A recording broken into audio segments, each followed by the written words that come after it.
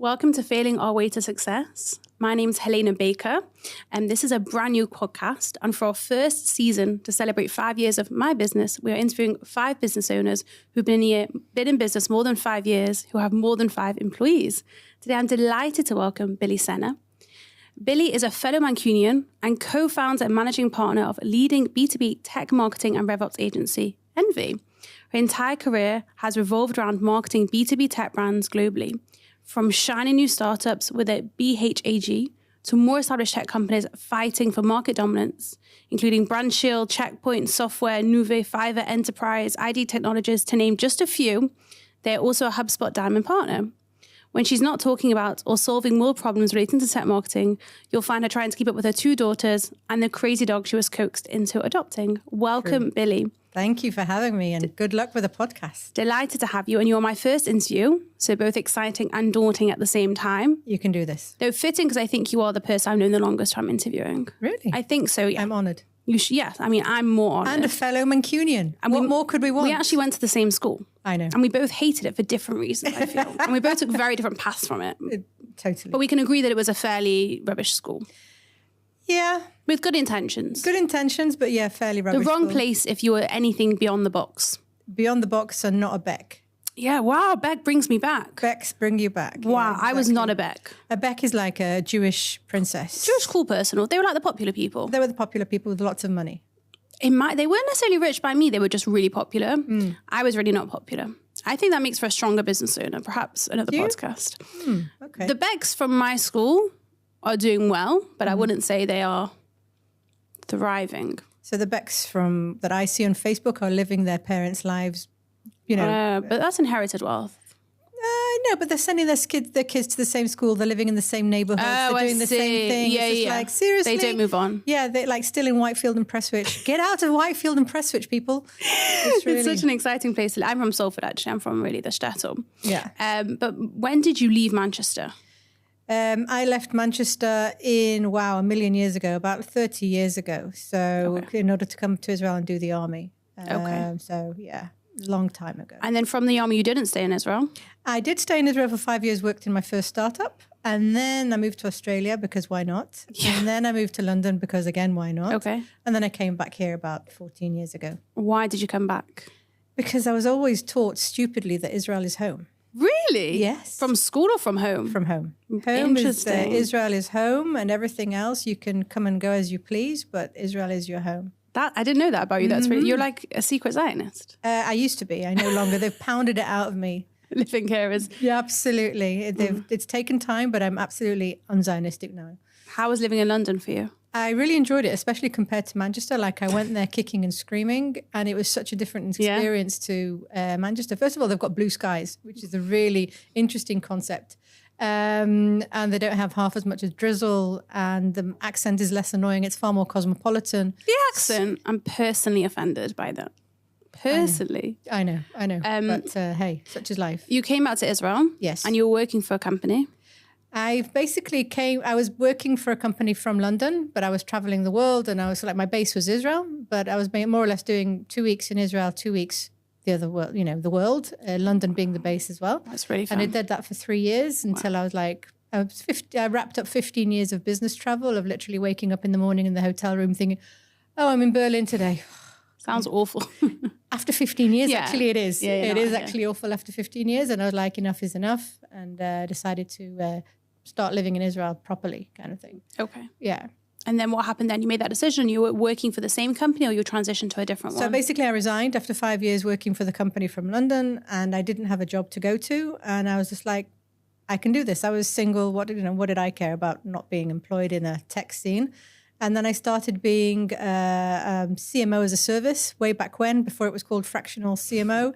So it was CMO as a service. I was working for 3 or 4 clients at any one time, building their marketing teams. One of the companies that I worked for, basically I built their marketing team, moved on, and Microsoft acquired them. So like a couple of years later. Nice. Yeah, very nice. I had a really interesting, very cool clients. And then I met my former business partner, and we were cooperating on one of our clients.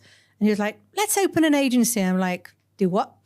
I was like, no, I don't want to open an agency. I'm quite happy where I am. And the rest is history, basically. So it was really his idea. And we'd both come back from England recently. We saw what the agency scene was like in England. And there was nothing happening in Israel at that time. There's like 1.5 agencies, and they weren't doing sort of like particularly interesting stuff in the, B2B marketing tech space. So we did it. We went ahead. When you were working as a CMO as a service, in terms of kind of getting clients, was that a challenging process? Yes and no. I mean, so the first few clients I basically went, I was receiving job offers because I was interviewing, but I didn't find a company that I particularly wanted to work for. So I phoned up and said, hey, instead of working for you full time, how about I just do this, website project for you? Or how about I just get you through this event? And basically the rest was history because one recommended me to another. I could only handle 3 or 4 clients at a time.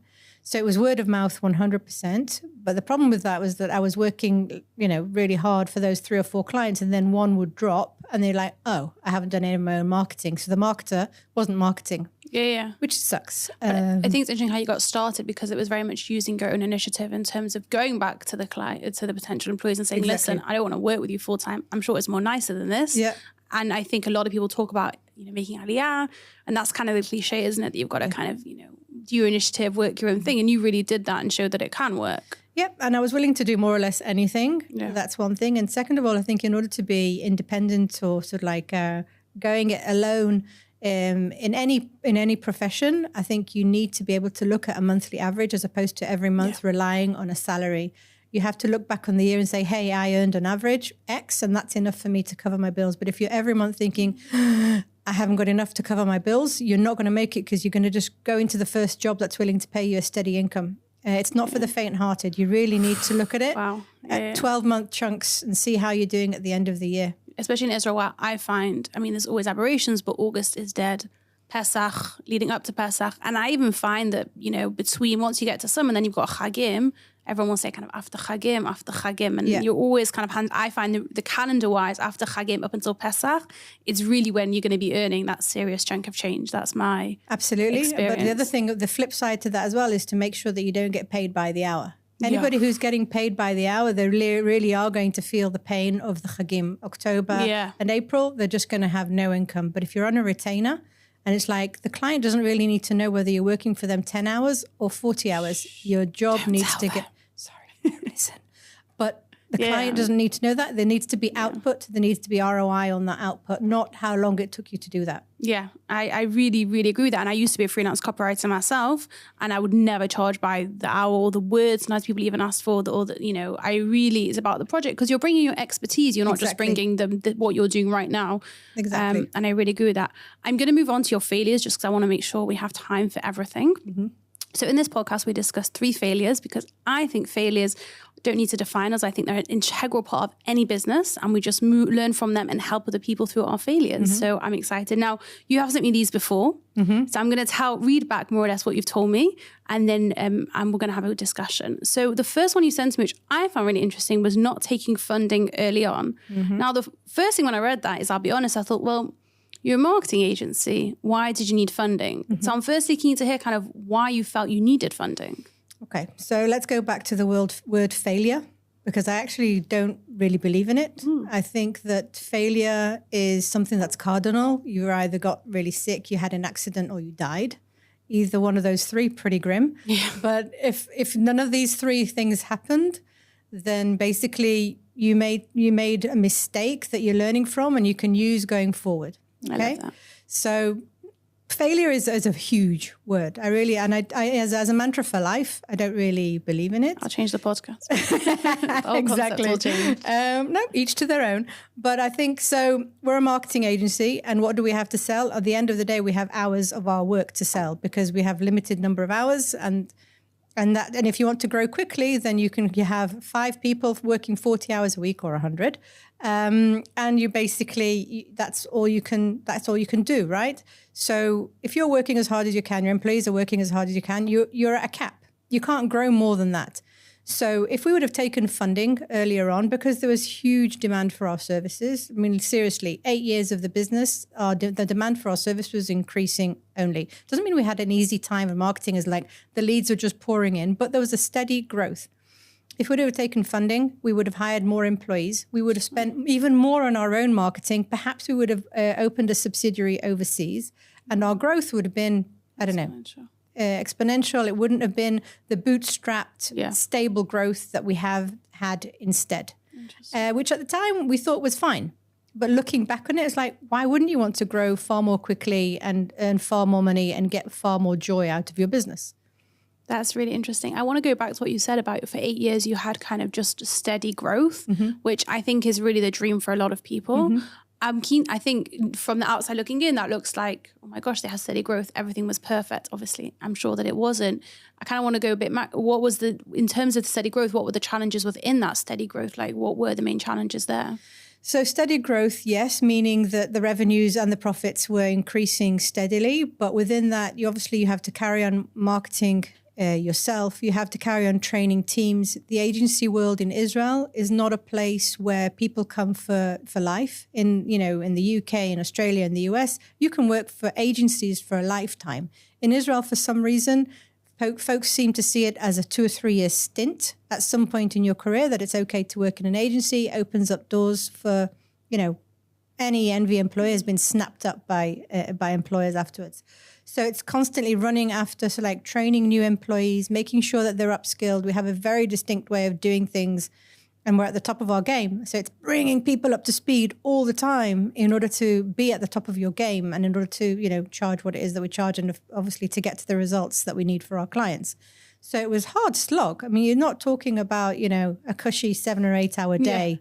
You're talking about also dealing with clients in the US, and you're talking to clients in Europe. So it's a steady growth, but it's a hard slog. From the outside, it looks, kind of glittery, shiny, and lots of fun. And it is lots of fun. You can't do it if you're not enjoying it, but it's a hard slog.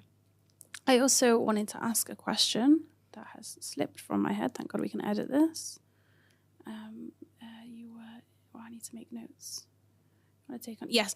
I also wanted to ask you a question. What I found interesting is you said that in the first 8 years there was growth and you regret not taking funding. From that, I kind of extrapolate, and I may be wrong here, that when the going is good, you really, really need to leverage that. Yes. Because when times are lean, it's far more difficult. You've got a bit of a problem. Yeah. I mean, funding always helps you, but when times are good, you need to capitalize it and, bring it home. That's why I really, find it difficult to understand the rationale behind bootstrapped businesses, full stop. If you've got a good product, you've got a, product market fit, you've got people who want your product, go out there and sell it. It could end tomorrow.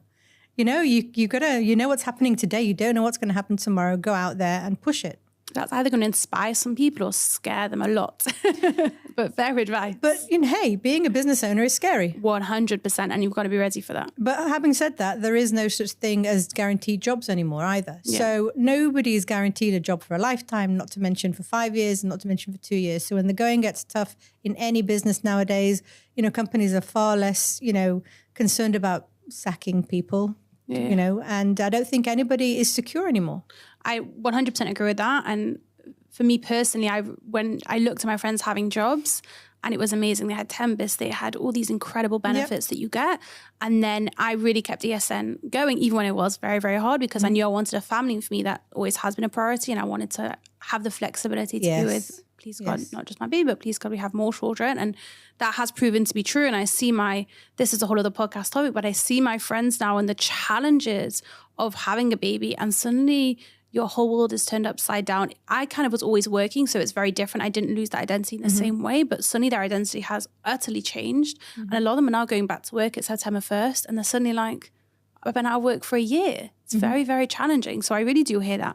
I also want to say about the going, when the going is tough, to leverage it. I think for those people who aren't taking on funding, the way that I interpret that for a business more like myself, who perhaps isn't going to get funding because I don't want my growth to be as aggressive, is that even when things are really good, to keep marketing, which sounds really simple, but I see it time and time again, that when the going is good, people stop posting on social media, leave networking groups for the thing. And then they're like, oh, I've got no clients. And it's like, you can't ever stop. It's partnerships as well, right? So when we're taking funding, partnerships, marketing, it's all part of the same basket of stuff that's going to continue to accelerate your business through the good times and the bad, so to speak. You really have to be so consistent with whatever you're doing for marketing because it never stops. And I think people are a little bit naive with that. They think it's good, I can sit back, relax, I'm good. And then, maybe tomorrow, maybe in a few years, they suddenly like...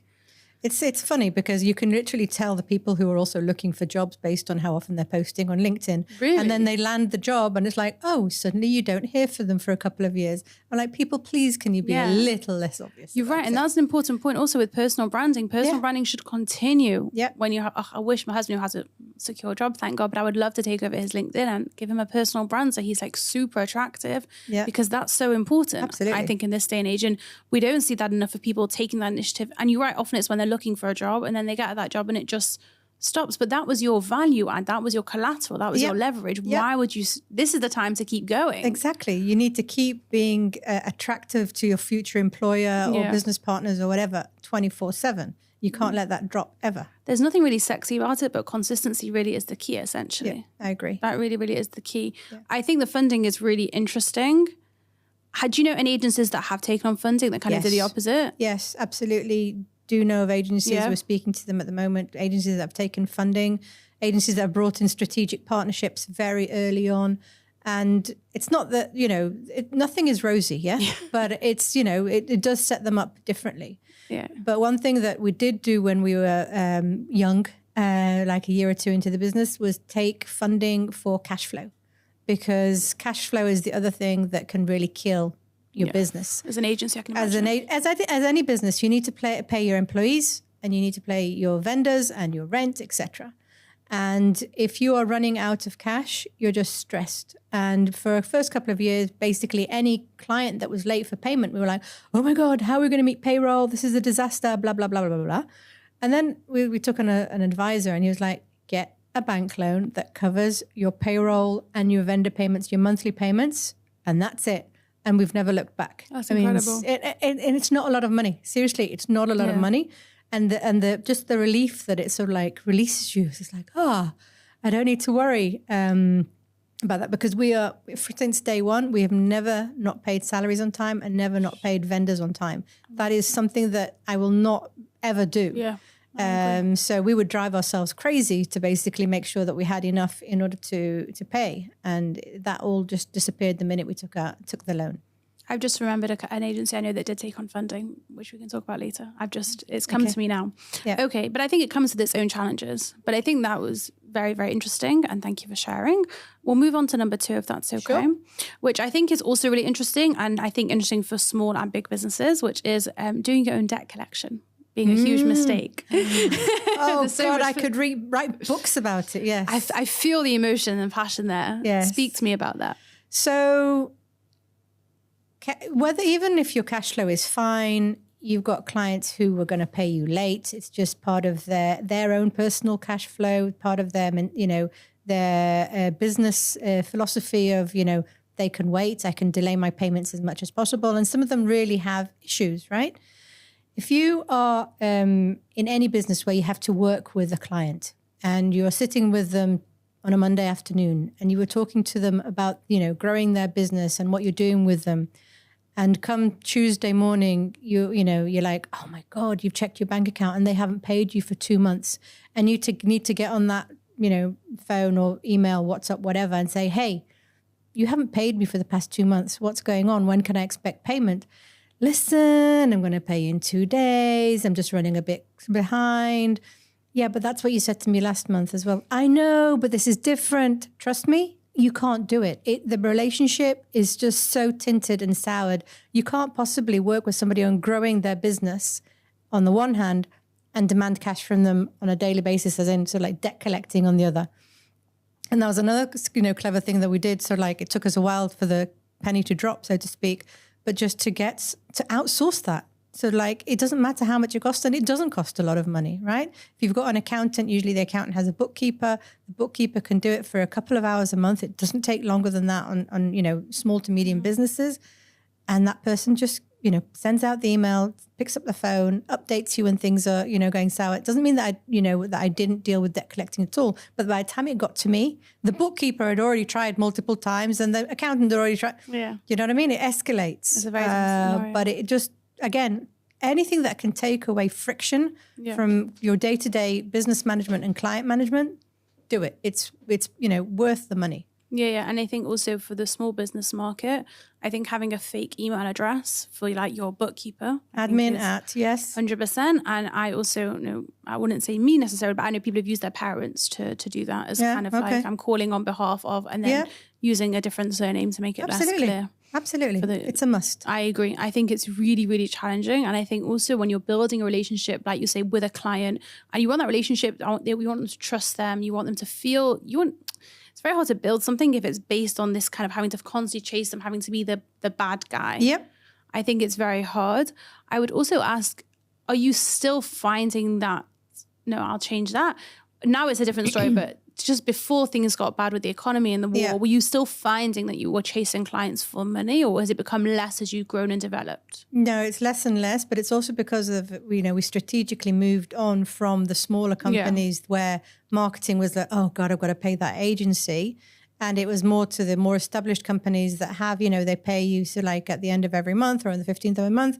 So it naturally progressed with the kind of clients that we brought on board as well. Yeah, it was a leading question. I wanted to be polite about it, but I do feel that it's a problem you would have at the beginning of a business when you're still growing and you don't have kind of that ability to set boundaries in the way that later on when you are established and know more what you're doing, essentially, you can kind of strategically partner more. It's very hard at the beginning, but as you go on, it's easier to just be like, I'm not going to work with these people. They're not going to pay me up front. So that's another thing, getting upfront payments. We did that a lot. It was just like, no, you pay us up front and then so important.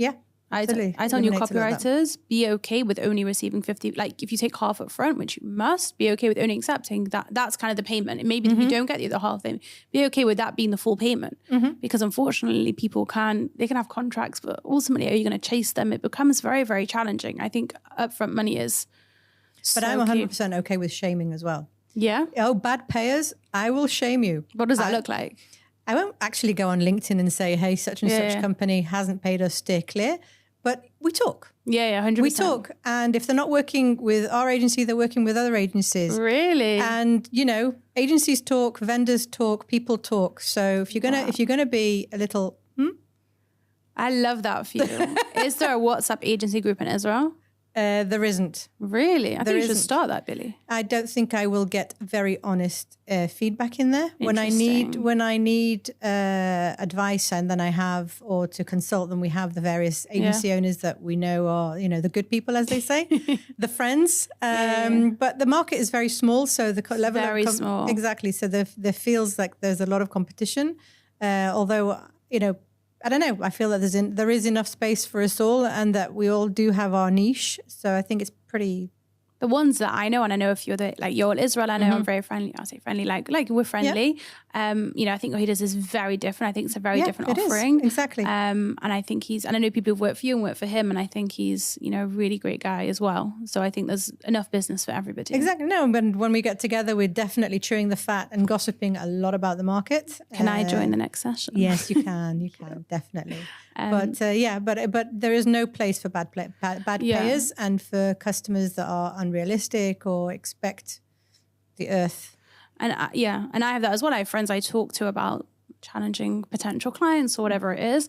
And I think people do forget how small the Israeli market is. I think there is they really forget that. And we're all working with the same people. And I just think being a mensch goes so far. I agree. Really just not being, I won't swear on this podcast, but not being an a-hole is really just an exceptional way to do business. I think as it's a general rule for life, yes. And especially in a small market. But people forget that. And what was always impressed me about Israel is all the business owners that I meet who are playing at the highest level. Adina Sussman and Pizza and Carrots is very different. But all these people who are very, very accomplished, very successful are all lovely people, professional to work with, very impressive. Whereas kind of, people who I would say are more challenging often aren't as successful. And I think that, it shows. You really, if you are a mensch, you're a good person. And if you admit to making a mistake or you say, listen, I apologize, whatever, it goes a huge way. I think there are plenty of successful people who I would question their... Really? I genuinely haven't met as many, but maybe I'm naive. Yeah. It could be. I genuinely see in Israel, I can't speak for outside. Yeah. The ones I meet who are successful are generally very lovely, but I could be wrong. Think of all the big company leaders that you can think of. Oh, yeah, but it's not my world. No, it's not your world. It's not but my still, world. It's representative, I think. I hear what you're saying. Yeah. It's not my world. I think in the small business market, which is smaller, it's very different. But I hear okay, that's fair. I now have 2 more failures. I will allow you 2 more failures. Thank you. Because you're my first. I will be more strict next time because I think that they're both really important. But one really leads on to what we've just spoken about, which is forgetting you have pay for peace of mind. Yes. And you've spoken to me here about budgeting, about planning ahead and being more strategic. Can you speak to that a little bit? Yes, if I remember what I wanted to talk about. Editing is the dream. I'll tell you what it was. That 2 years ago, you rushed into working with a cheaper accountant. Oh, God. Yes. Okay. Yes, I still have the scars here. Oh, I'm sorry. Yes. So basically, it goes on to sort of like paying for peace of mind. The debt collecting, paying for that to be outsourced is a type of peace of mind. And then everybody in their business, for every business owner, it'll be something different that you think, okay, I'm paying a premium here, but that premium is giving me peace of mind. It's worth it. Keep at it. Yeah. And I learned this particularly the hard way. Since day one of the agency, I've been in charge of all the accounting side of the business and working very closely with the accountant, the bookkeeper. But I any moment in time, know exactly what's happening, sort of like on our cash flow and where customers are with regards to payment, expensive, blah, blah, blah. But we were doing it very old school way. We had an Excel spreadsheet. We did use software, obviously accounting software to issue the invoices and everything. But for years we were doing it very old school, and our methods of budgeting and of planning ahead were very limited. Like we didn't know, okay, if 4 additional clients come in, we need an extra head count of X, we need extra office space of Y, we need extra. So we're doing things fairly, manually. And we were always umming and ahhing whether we should basically replace our accountant, who was amazing, but also expensive, like on the upper side. And I, fought against it for many years until in walks in an agency much similar to Envy, that instead of providing marketing services, they provide accounting and bookkeeping services. On top of that, they basically build your budget.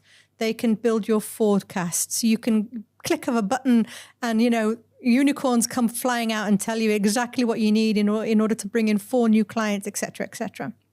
And it took me a lot to be convinced. But at the end, I was like, I really didn't have an argument of why I shouldn't give this a go. I just knew that we could trust the numbers. And as a business owner, you need to trust the numbers. So basically, but I ran out of excuses. So we came to the end of the financial year and I, said to our accountant, look, really sorry, but I need to give this a go.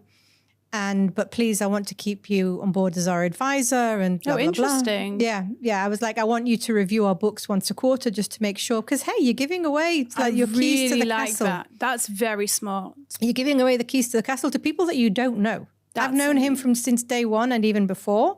And suddenly you're bringing it, sending it over to another agency and you don't know them from Adam, right? Well done you, I think. So we go through a huge, painful process of working with a team of literally every single call. Basically, they were bringing in additional team members.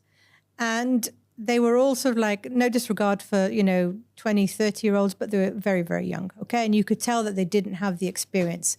And the questions that we were getting asked was like the same questions over and over again. You're explaining to one person and, you're having to explain to the other person and why we're doing it like this and why would...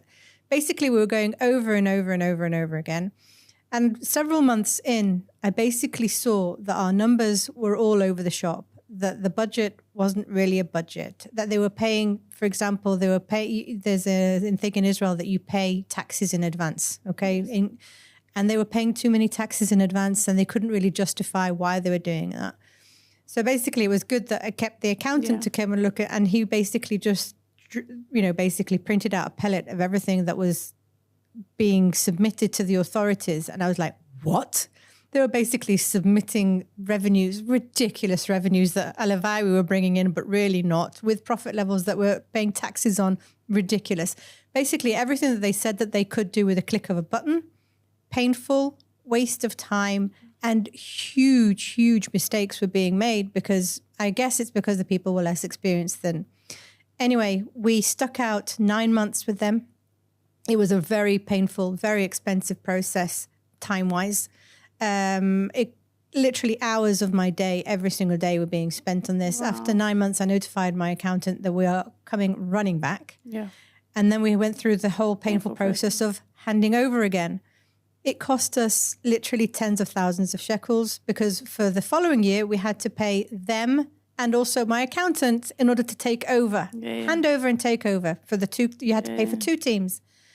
And it was just a nightmare. So we're not back to the spreadsheet, the same spreadsheet, but it's still at the end of the day, a spreadsheet with accounting software. The accounting agency that we worked for is just did a disastrous job. They didn't deliver on one commitment that they basically told us that we would. Hugely expensive, time sinker. We're back with our old accountant. We pay him. We love you dearly, more than we basically would like to, but peace of mind. You pay for peace of mind. I have a few questions. Firstly, I don't think it's a failure because you were smart enough to say, okay, I've got to give this a shot. This is what my team wants and I respect them. But I'm not going to say goodbye to my accountant. Mm-hmm. I'm going to keep him just a little bit in the mix. I'm going to keep a good relationship with him. Mm-hmm. And I'm going to make sure that nothing falls through the cracks. Mm-hmm. So I think that's very good leadership, I would say.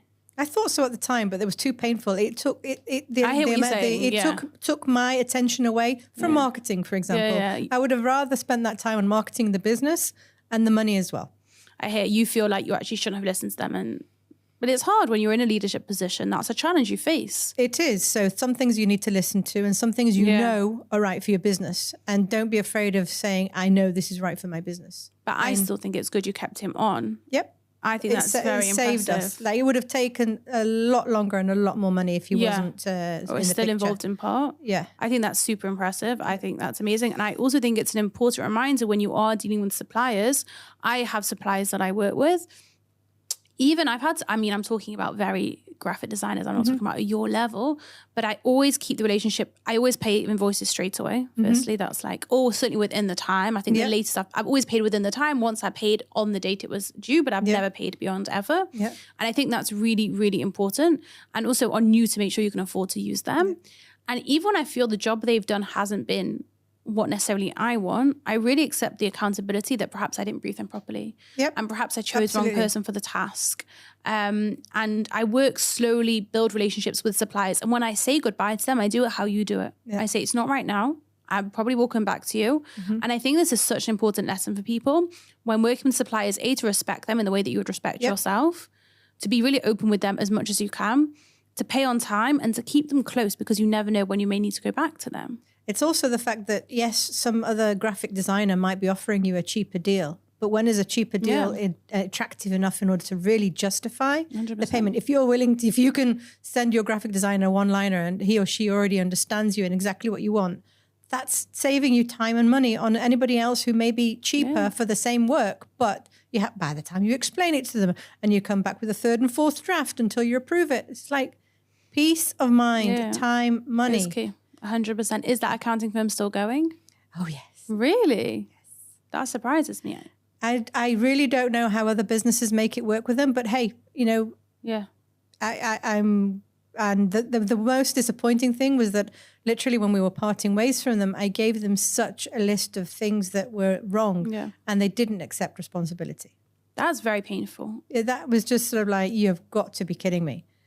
That's very, very hard. I think that's, as a business owner, I think taking accountability, and this is what I see in Israel, I think it's a challenge for people in Israel, is taking accountability, that when mistakes happen, even if you don't feel they're your fault, they are your fault. Yes. I take accountability for every single mistake. Yeah, I mean, thank God there's not so many and it's not that sort of business, but when mistakes happen, I take full accountability, even if it was a confluence of, the book stops with me for good and for bad. If I'm going to celebrate the wins, then I'm also going to take accountability for the losses. I agree. And I think it's very important as business owners to do that. I'm religious-ish, let's say. Like I keep Shabbat, keep kosher. I'm certainly not the level of many people in Israel. And in Tel Aviv, we had always have had catered sandwiches for like 2 years now, and they don't have a torda. But for me, it's enough because they're made in a kosher kitchen and I trust the person. But there's no torda, and really it isn't good enough, and it's not acceptable. And we did a feedback session at the end of the year, and people said it needs to have a torda, and I said 100%. They're absolutely right. It's not acceptable. It's really not okay. And I'm paying now significantly more, about triple. But again, we're talking small numbers, but triple really, to have kosher sandwiches because they were right. If it's important for your target audience. 100%. And it's the right thing to do. And I really felt embarrassed that I hadn't done it before, but I also said, okay, the book stops with me. I take responsibility. It's a lot of money, but it's worth it. And I'm going to do it. And that was and now it's sorted. So I think it's taking accountability, listening to people as suppliers and as business owners. It's so important. And people just don't do that. No, I agree. I want to talk to you about your last failure, which I actually found really interesting. And I'll tell you why, because it personally related to me. Now the world does revolve around me. No. It was interesting because when with English speaking networking at the beginning, I would try and get guest speakers in. It was good for them and good for me because I was still growing the brand. So I actually you were then marketing Envy. I came to an event on New Year's Day. It was really great. It was like 4 or 5 years ago. The food, I remember it in Ramat Gan in the atrium. The food was banging. Is it? The food was really, really good. I'm not going to lie. Like fabulous. And all the chesher, I should say, it was all kosher. It was really great. And I really enjoyed it. And I thought, some guest speaker potential here. So I approached your then partner and I said, I told him a little bit about you. I would love for you to speak at an event. And he said, no, you should ask Billy. And I said, who's Billy? And he said, she's English and she's the co-founder. And I said, oh. So I was very embarrassed. I was embarrassed already because I thought, well, I should have known that and I should have gone to you. So I kind of toddled over to you and we spoke and you very kindly came to speak at that meeting and you were wonderful. And you had a very lovely presentation and it was really great and really fun. And your final failure is that you didn't speak enough. Yep. So tell me about that. Well, I have since the year dot hated public speaking. Hated. I've got to, I know, right? Really because I'm very opinionated. And you're also a good speaker. It's not like you're socially awkward. Thank you. But I was always very, very happy to pull the strings and be at the COO level behind the scenes. I didn't have any complex about people need to see me on the stage in order to understand that I'm running the show. I couldn't care less. I was the one pulling the strings from behind. And I was very, very comfortable sitting there and doing my work, without the pressure of the stage on me. And my business partner, on the other hand, was very happy to be on stage and not to be pulling the strings. And, it worked beautifully for a while. So I was perfectly happy doing what I know how to do best until it didn't work anymore. And it all exploded basically in Corona. So COVID, don't need to mind everybody. Basically, we went from being outdoors, out there in front of people to behind the screen. And basically, I realized that if I didn't get out in front of the camera, then, there wouldn't be an agency because we needed to start marketing ourselves. You met me at an event, great, but we needed to start doing online events. And we also needed to teach our clients how to do online events. And we needed to start making videos. And if you go back and look at the first videos that we created, I was literally sat there like a robot. I remember. I was like, hello, this is Billy from Marketing Envy. I am not a robot. It was embarrassing. I can't even watch it anymore. Not with my posture, not with what I was wearing, not with anything about it. And it was literally, but the minute that I was forced to, it was like, boom, I have no choice. It's literally, I have to do this in order to save my business. And the rest is sort of like history. Over time, I was like, this is actually quite fun. Yeah. And then I found, just like with other things of my personality, other elements, it's like, okay, this is another side of my personality, which is quite fun. And I can talk with lots of interesting people and I can do a lot of creative things with the videos. And it became sort of like another channel for me to sort of like exude my personality that also serves my business. Yeah. So it's a win-win.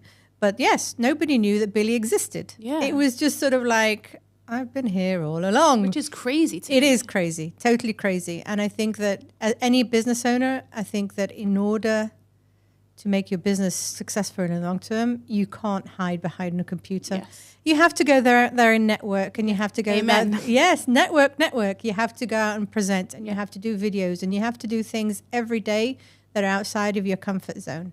If you want to grow, there are plenty of, freelancers and small agencies that don't actually want to grow, and they're perfectly happy with where they are, which is great. As long as it's working for you, go for it. But if you want to grow, you have to get out there. 100%. And, it's not, I've worked with Helen Gottenstein. I've worked with, on my public, we love Helen, on, public speaking. And I've worked with videographers who've told me how to stand in front of a camera. And I know what kind of lighting suits me. And I know what kind of dress, suits me now, like what kind of shirts, what kind of pants. So it gets better every single time. But it's so important to just go out there and start doing it. I have a lot of thoughts. Firstly, to me, again, it's crazy that you weren't, because you are personable and good at speaking, and it's interesting. I wonder what held you back at the beginning. Fear. I was so scared. I had stage fright. I always have done. I've had debilitating stage fright. And I'm shocked. I know. Genuinely. I know. Should we blame King David for that? Sorry? Should we blame King David we for can that? do. We can do. Yeah, let's go for it. But just debilitating stage fright ever since I can remember. And over time, I just decided, again, COVID was like, you don't have a choice. And B, I turned it into a joke. I literally, in my mind, every time now I'm going to say, I know that I need to speak or be interviewed, in my mind, it's like, I'm going to go and have fun. What made you say yes to ESN when I asked? I think it was before COVID. I would usually say yes when people asked me. I would just never never volunteer. I would never volunteer. I would usually find 1,001 of excuses not to. But I wouldn't, like, you came out, asked me, and I was like, okay, I don't really have a good reason not to do this. Interesting. And it was also, I knew it was going to be a small group. I knew it was going, I do present in Hebrew, but I get a lot more self-conscious, and it generally ends up being half Hebrew, half English kind of thing. But yeah, I did actually have a calculated sort of like risk score of what the chances were of how bad it was going to be. And I was like, no, chances are it's actually going to be okay. And I prepared a lot, and I knew the subject matter. And so I feel like with your decision making, a lot of what you've said now is that you kind of have, you kind of do things because you're like, I have no reason not to, like with the accountant, like that's really how you think. It's like, I just don't have a reason strong enough not to. Exactly. You need to seize opportunities. I do calculated risks on every element of my life. And like literally I like when I'm uncertain, it's like, let's do the calculated risk and what could go wrong and what the opportunity cost could be of something going wrong. And 9 times out of 10, the upside of doing it is far greater than any downside of sort of like not doing it. What did you study at university? So I've got a BA in international relations and politics. I did know this, and then in marketing and business in Sydney. Because it's quite a logical mindset you have. It's not such a creative mindset. That's what I love about marketing, because it's half and half. Yeah, 100%. It's 100%. And it's my feeling, 100%. And it's also, but it was also the way I was, raised. It was just like, okay, whenever you're facing a decision, even in the business last week, we were going to go out in a certain direction. We had like 5 different directions that were on the table. Okay, let's give scores to these directions based on certain criteria, and the channels that basically got the highest score, and there were weighted scores as well, basically are the directions that we decided on. And that's how I was taught to sort of like make decisions in life, because you never get this is a clear decision that you should go with. That's it's a big feeling of mine that I'm not analytical enough. I'm very much kind of like this seems cool, we'll do it. And I'm pretty good at like winging it. But gut instincts, you have to give in to gut instincts. Yeah, but I definitely give way to gut instincts. But I could be more calculated. I'm very lucky that my husband is very helpful in the business, and he is very logical. He studied economics university. He's an analyst. I mean, thank goodness I have him. He really, I would say, is like an informal business partner, because I have, thank God, many skills, but logical thinking is not my strength, I wouldn't say. Yeah. That's really, really interesting. I also wanted to go back to something that you said. It was like a very small point that you said, but for me it really resonated, as you said you learned how to kind of dress yourself and how to look the part. Yeah.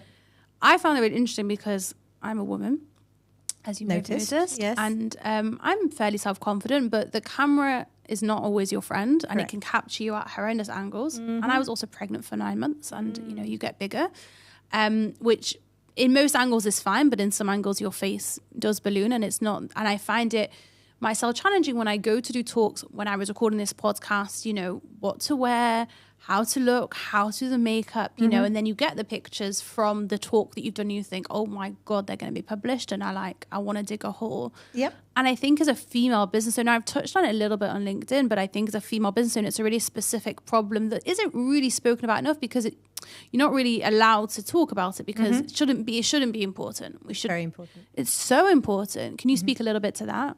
So yes, it's very important that even if I know how to dress myself and what looks, you know, good on me and what doesn't, I also get the photos back and think, oh my God, why did I choose that? Why did I do that? Why didn't I fix my hair? Blah, blah, blah.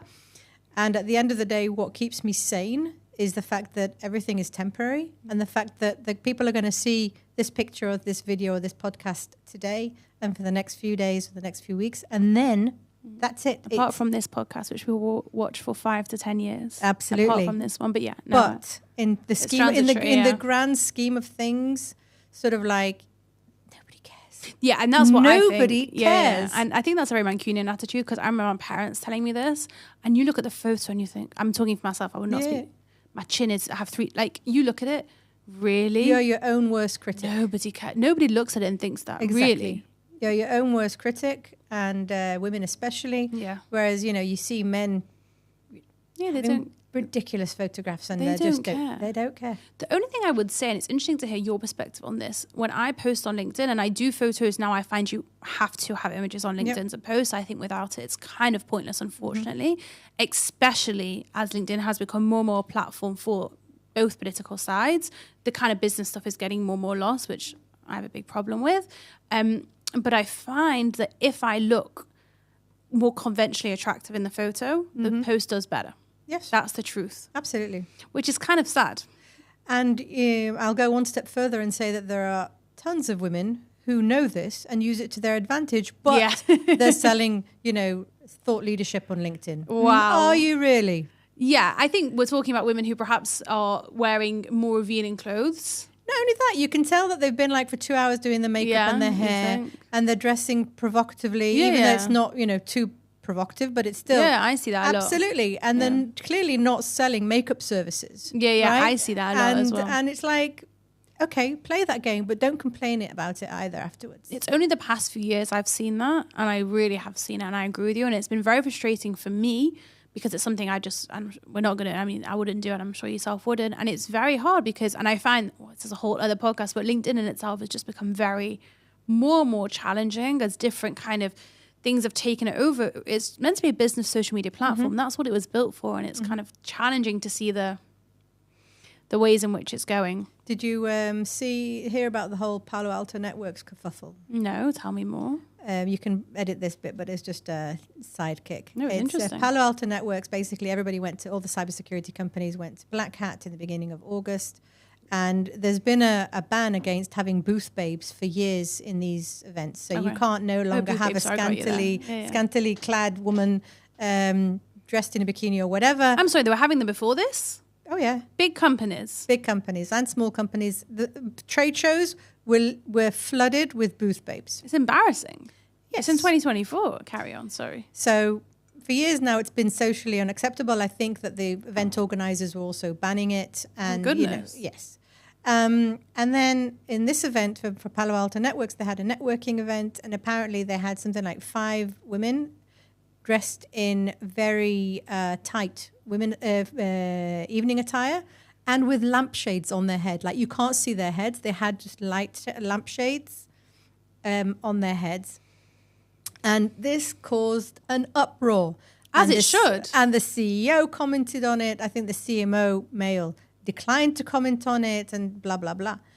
But my issue with this is that I'm willing to sign without knowing this, that the people who organized this were women.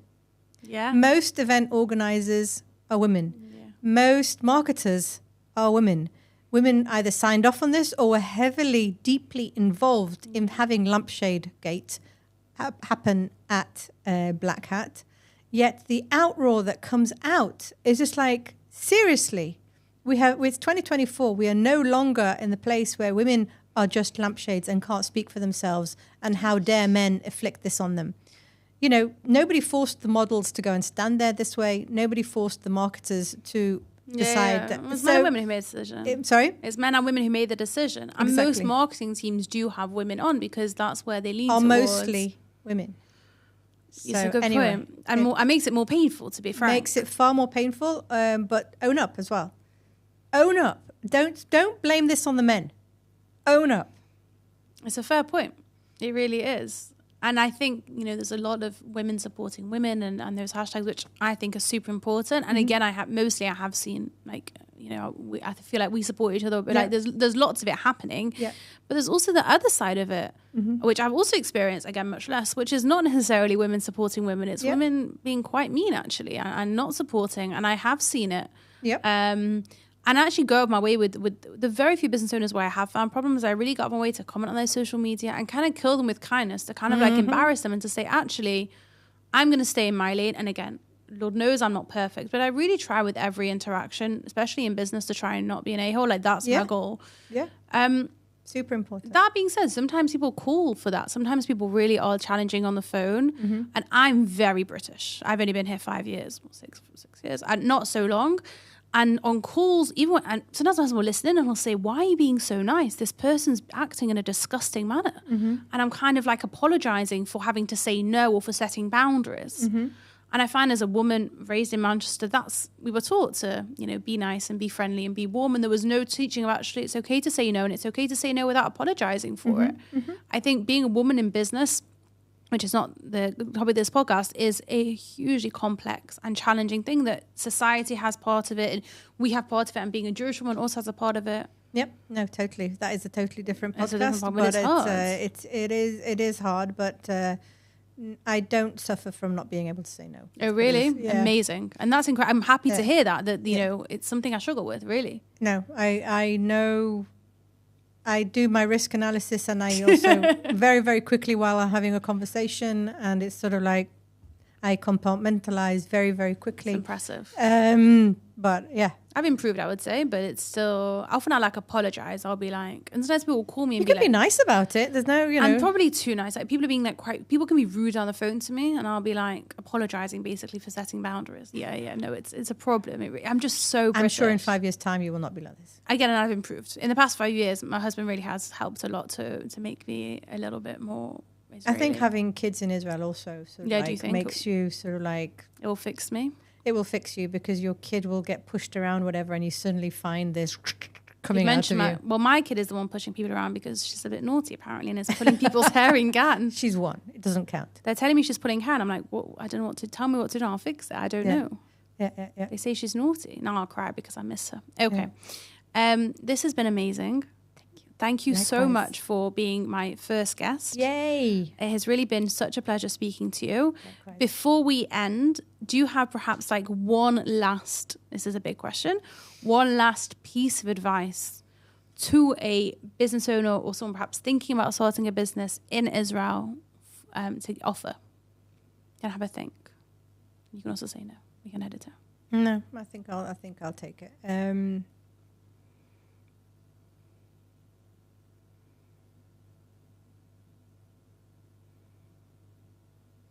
I think it comes back to the finance and the peace of mind. I think that you're gonna, even if you're the best thing since sliced bread, and that's a thing in England. I think running a business is tough. Yeah. And you need to give yourself as much of a helping hand as possible.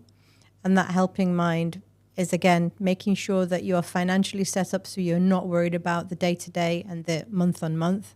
Otherwise, you're going to drive yourself insane and your family.